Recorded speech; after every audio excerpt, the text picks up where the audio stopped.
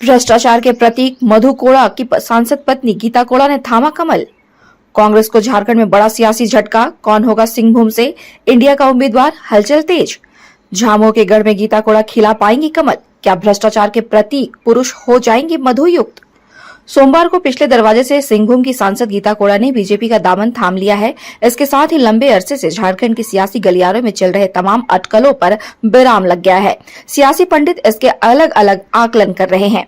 उनका मानना है कि भले ही गीता कोड़ा के पास आज कांग्रेस के कटघरे में खड़ा करने का पूरा मैदान खाली हो, लेकिन अब सवाल तो भाजपा से भी पूछा जाएगा, क्योंकि गीता कोड़ा उसी मधु कोड़ा की पत्नी है जिसका नाम ले लेकर पीएम मोदी अपने रैलियों में भ्रष्टाचार के खिलाफ लड़ाई की हुंकार भरते थे। गीता कोड़ा उसी मधु कोड़ा की पत्नी है। बाबूलाल, जिसे बड़े ही शान से झारखंड में भ्रष्टाचार का प्रतीक पुरुष बताकर झामुमो और कांग्रेस को कटघरे में खड़ा करते थे, अब उसी भ्रष्टाचार के प्रतीक पुरुष मधु कोड़ा की पत्नी गीता कोड़ा कमल पर सवार होकर झारखंड में सुशासन की बहार बहाएंगी। लेकिन अहम सवाल ये है कि मधु कोड़ा को झारखंड में भ्रष्टाचार का प्रतीक पुरुष बनाने वाले भाजपा को आज गीता कोड़ा की जरूरत ही क्यों पड़ी। क्यों एक कथित भ्रष्टाचारी के चेहरे के आगे बाबूलाल से लेकर पूरी भाजपा को शरणागत होना पड़ा, और गीता कोड़ा समक्ष ऐसी क्या सियासी मजबूरी आन पड़ी कि उन्हें मधु कोड़ा की खिल्ली उड़ाते रहे पीएम मोदी के चेहरे में विकास का अक्स नजर आने लगा। कमल का दामन थामते ही गीता कोड़ा को पीएम मोदी के चेहरे में विकास का अक्स नजर आने लगा। कभी जिस भाजपा पर देश में विभाजनकारी शक्तियों को प्रश्रय देने का आरोप लगाती थी, आज उसी भाजपा की नीतियों में देश का खुशहाल सुनहरा भविष्य नजर आने लगा। गीता कोड़ा ने कांग्रेस के ऊपर वंशवाद की सियासत और तुष्टीकरण की राजनीति कर देश का बेड़ा गर्क करने जैसे गंभीर आरोप लगाया है। उन्होंने दावा किया है कि कांग्रेस की नीतियों से समाज के किसी भी हिस्से को कोई लाभ नहीं होने वाला। कांग्रेस के इस तुष्टीकरण की सियासत के कारण है देश की अस्मिता पर संकट गहराता जा रहा है। जानकारों का मानना है कि झारखंड की कमान सौंपने वक्त ही बाबूलाल को झामुमो का सबसे मजबूत किला कोल्हान को ध्वस्त करने की जिम्मेवारी सौंपी गई थी, और इस टास्क को पूरा करने के लिए बाबूलाल कोल्हान की किसी बड़े सियासी चेहरे को भाजपा में शामिल करने को प्रयासरत थे। उनकी नजर गीता कोड़ा पर थी। अंदर खाने की बातचीत की प्रक्रिया भी चल रही थी, क्योंकि झामुमो द्वारा बार बार चाईबासा सीट पर अपनी दावेदारी करने से गीता कोड़ा को भी अपना सियासी भविष्य भंवर में फंसता दिख रहा था। दरअसल पश्चिमी सिंहभूम की कुल 6 विधानसभा क्षेत्रों में से अभी 5 पर झामुमो का कब्जा है। सरायकेला से खुद सीएम चंपाई सोरेन, चाईबासा से दीपक बिरुवा, मंझगांव से नीरल पूर्ति, मनोहरपुर से जोबा मांझी और चक्रधरपुर से सुखराम उरांव झामुमो के विधायक है, जबकि एकमात्र विधानसभा सीट जगन्नाथपुर से कांग्रेस के सोनाराम सिंकू विधायक है। इस हालत में झामुमो का दावा था कि चाईबासा की सीट को छोड़कर कांग्रेस अपने लिए जमशेदपुर संसदीय ले ले, और यहीं से गीता कोड़ा की सियासत फंसती नजर आने लगी थी। गीता कोड़ा को इस बात का पूरा विश्वास हो गया था कि यदि उसने भाजपा का दामन नहीं थामा तो इस बार संसद पहुंचने की राह में कांटा बिछ सकता है। हालांकि संसद जाने की गीता की राह कितनी आसान हुई है, इस पाला बदल के बाद भी उस पर गंभीर सवाल है, क्योंकि एकमात्र जगन्नाथपुर की सीट है जहां मधु कोड़ा परिवार का सियासी पकड़ा है, और यदि भाजपा की बात करें तो पूरे कोल्हान में उसका सुपड़ा साफ है।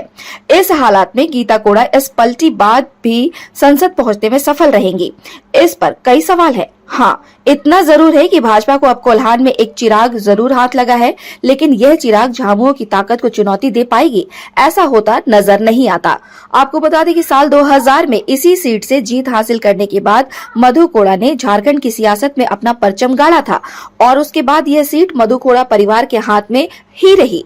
2 बार खुद मधु कोड़ा और 2 बार उनकी पत्नी गीता कोड़ा जगन्नाथपुर विधानसभा से विधानसभा तक पहुंचने में कामयाब रही। जब गीता कोड़ा को कांग्रेस के टिकट पर सांसद बनाकर दिल्ली भेज दिया गया तो कांग्रेस ने इस सीट से सोनाराम सिंकू पर दांव लगाया, और वह इस सीट पर कांग्रेस का पंजा लहराने में कामयाब रहे। माना जा रहा है कि सोनाराम सिंकू की इस जीत के पीछे भी उस इलाके में मधु कोड़ा की लोकप्रियता रही है। कुल मिलाकर पिछले 23 वर्षों से इस सीट पर मधु कोड़ा का राजनीतिक वर्चस्व कायम है, और बाबूलाल का मधु कोड़ा पर दांव लगाने की मुख्य वजह भी यही है।